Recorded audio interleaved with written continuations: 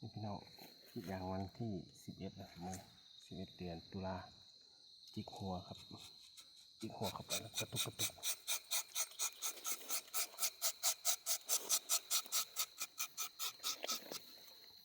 โอ้โหจะว่าการย้อยครับพี่น้อง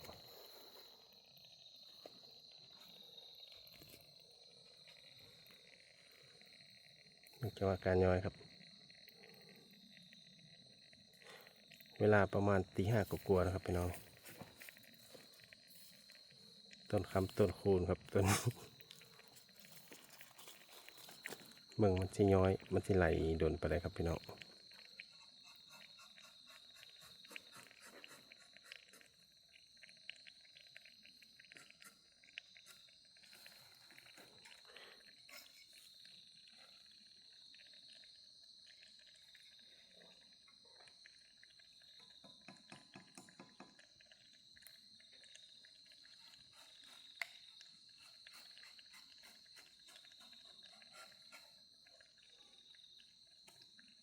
ว่านาทีกลัวแล้ว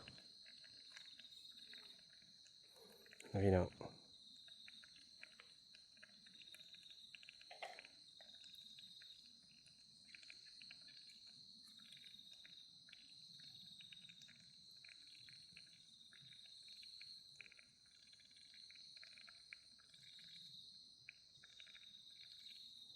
จิกหัวจิกท้ายนะครับ